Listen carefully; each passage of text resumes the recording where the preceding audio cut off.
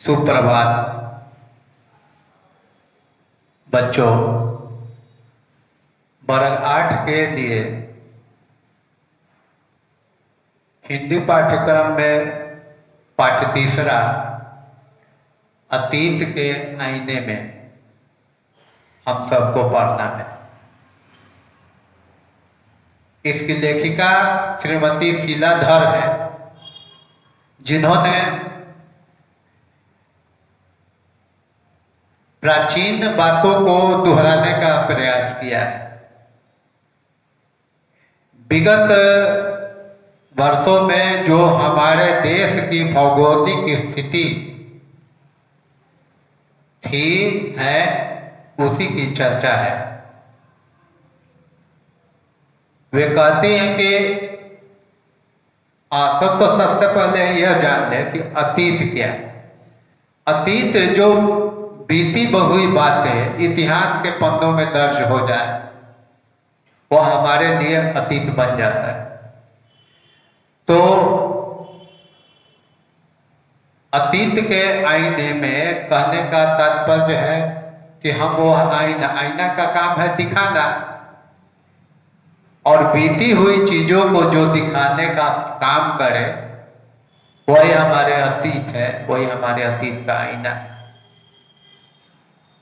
वे कहती हैं कि कहानी हमारे प्यारे देश भारत की है, और जिस साधारण लोगों, महापुरुषों, सूरवीर राजाओं और ऋषि मुनियों के बारे में आप जानते हैं, वे भी भारत से प्यार करते हैं और इसे अपनी जन्मभूमि कहते थे। भारत का नक्शा एक बड़े त्रिकोण के समान है। इसके उत्तर में हिमालय पर्वत, पश्चिमी किनारे पर अरब सागर और पूर्वी किनारे पर बंगाल की खाड़ी है। हिमालय की तराई में बड़े उपजाऊ मैदान हैं, जिनमें 3 नदियां बहती हैं, सिंधु, गंगा और ब्रह्मपुत्र। सिंधु नदी के कारण इस देश का नाम हिंदुस्तान पड़ा। हमारे देश के इतिहास के साथ सिंधु नदी का गहरा संबंध रहा है। जिस इलाके में से यह नदी बहती है उसका एक हिस्सा कुछ साल पहले भारत से कट गया और वह पाकिस्तान बन गया। देश के मध्य में विंध्य पर्वत,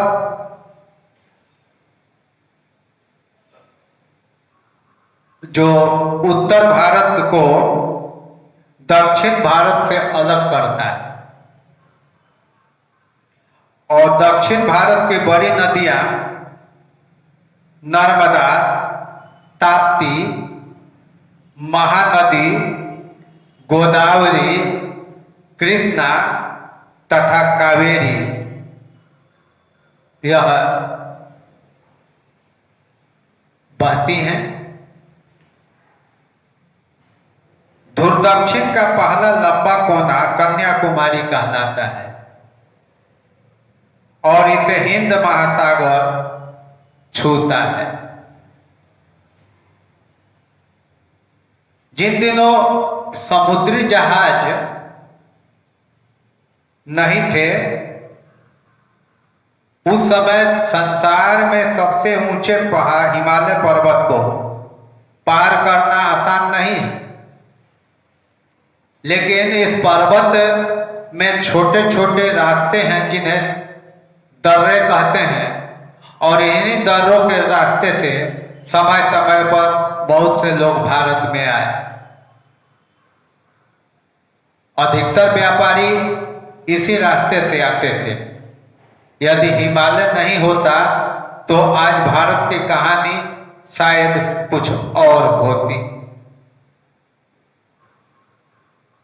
प्रकृति ने हिमालय और समुद्रों के रूप में हमारे देश को बड़ी मजबूत सीमाएं दी हैं।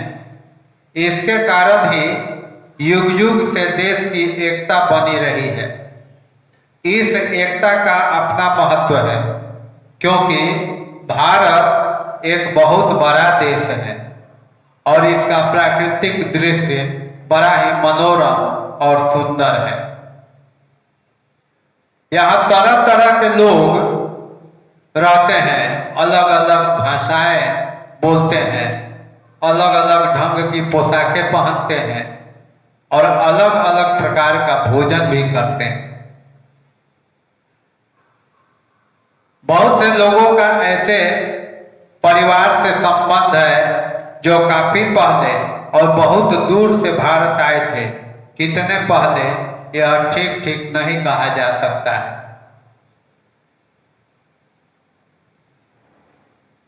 इन सारी घटनाओं को किताबों के माध्यम से, गीतों के माध्यम से, चित्रों के माध्यम से और मकान तथा मंदिर जैसे भवनों के द्वारा जानते हैं।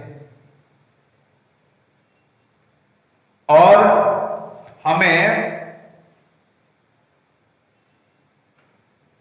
यह भी पता चलता है कि बड़े और साधारण लोग किस तरह रहा करते थे। जीवन शैली के बारे में पता चलता है। कुछ बातें हमसे अनभिज्ञ रह गई, जिन बातों के लिए, जिन बातों की जानकारी वैसी किताबों में थी जिसे कीट पतंगों ने नष्ट कर दिया और कुछ ऐसे भवन टूट फूट गए। यहाँ तक कि पत्थरों पर खुदी बातें भी हवा और पानी की रगड़ से मिट गई। ऐसी ऐसी चीजों के बारे में हम नहीं जानते।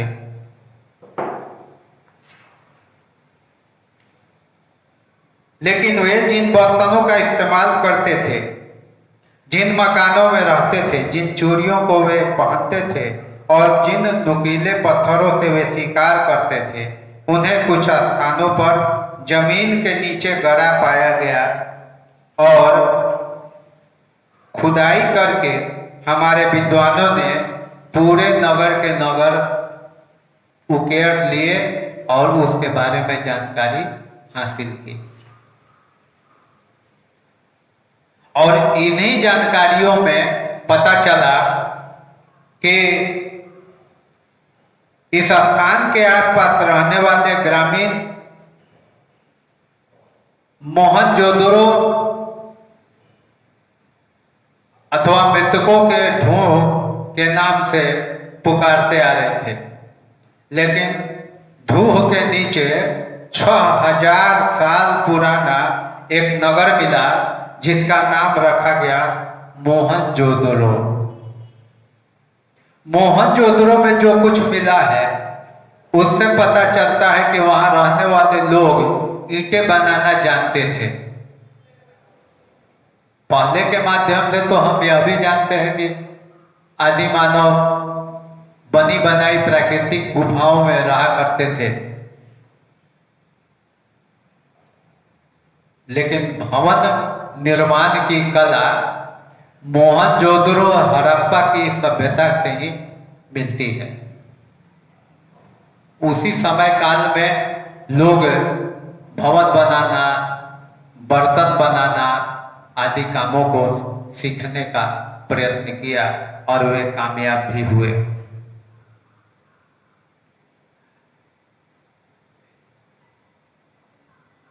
उनके द्वारा यह जानकारी मिली कि वे नगरों को बनाने की योजना बद्ध तरीके को अपनाते थे। गंदे पानी के बहने के लिए नालियां बनाकर नगर को साफ रखते थे। वे नहाने के लिए बड़े बड़े स्नानागार और रथों तथा बैलगाड़ियों के चलने के लिए चौड़ी चौड़ी सड़कें बनाते थे। वे अवश्य ही कुशल कारीगर रहे होंगे, क्योंकि नगर में मिट्टी के बने सुंदर बर्तन और तांबे व कांसे के बने हथियार पाए गए हैं। वे बर्तनों और मोहरों पर जानवरों तथा देवी देवताओं की आकृतियां बनाते थे। इससे हमें यह मालूम होता है कि वे किन किन जानवरों को जानते थे, किन किन देवी देवताओं की पूजा करते थे और उसकी लिखावट अथवा लिपि कैसी थी। मनकों से बने गले के हार और सोने व हाथी दांत के गहने बताते हैं कि उन्हें सुंदर चीजों से बहुत प्यार था और वे उन्हें तैयार कर सकते थे। कपड़े बनाने के लिए वे कपास काम में लाते थे। वे एक दैवी और शिव जैसे ही एक देवता की पूजा करते थे। वे लिखना जानते थे, हालांकि उनकी लिखावट को पढ़ा नहीं जा सकता। अब तो सिंध एक सूखा और बंजर प्रदेश है, पर यह सदा ऐसा नहीं था। हजारों साल पहले यह एक हरा भरा और उपजाऊ प्रदेश था। मोहनजोदड़ो की मुहर पर सिंह, बाघ, गैंडा और हाथी जैसे जानवरों के चित्र हैं। इस तरह के जानवर बड़े जंगलों में ही रह सकते थे। मोहनजोदड़ो की तरह के और नगरों का भी पता चला है। पश्चिम पंजाब में हड़प्पा ऐसा ही एक नगर है। उस समय के अनेक सिंधु नदी के तट पर बसे थे, इसीलिए उसमें रहने वाले लोग सिंधु घाटी के लोग कहे जाते हैं। परंतु सिंधु घाटी के निवासियों के नगर सिंधु और पंजाब में ही नहीं, उससे काफी आगे तक बसे हुए थे। वे दक्षिण में ताप्ती नदी के मुहाने तक और उत्तर प्रदेश में मेरठ जिले तक फैले हुए थे। ऐसा एक नगर गुजरात के लोथल नामक स्थान में पाया गया है। इन नगरों के निवासी काफी दूरस्थ स्थानों से व्यापार करते थे। हो सकता है कि इन नगरों में मिट्टी और तांबे के जो बर्तन मिले हैं उनके बारे में आप अधिक कुछ नहीं सोच सके, लेकिन क्या आप अंदाजा लगा सकते हैं कि आज से 6000 साल पहले खनिज से धातु तैयार करना और उनसे मनचाहा रूप देना कितना कठिन काम रहा होगा। इसी तरह कपास से धागा और फिर कपड़ा तैयार करना कितना मुश्किल काम रहा होगा। 6000 साल पहले संसार के अनेक भागों के निवासी जंगली जीवन बिताते थे। इस तरह हम अतीत के आईने में इन सारी बातों की जानकारी कर पाते हैं और इस लेख के माध्यम से वे कभी कभी लकड़ी में पत्थर खोस कर शिकार के लिए जाते थे। उस समय के लोग कच्चा मांस खाना, जंगली बेर खाना, जंगलों में घूमना फिरना, यही आम जिंदगी थी। अंत में प्रमुख बात यही हम इस कहानी के माध्यम से जान रहे हैं कि पुराने समय में भी जो लोग जीवन जी रहे थे वे एक कुशल कारीगर थे। धन्यवाद।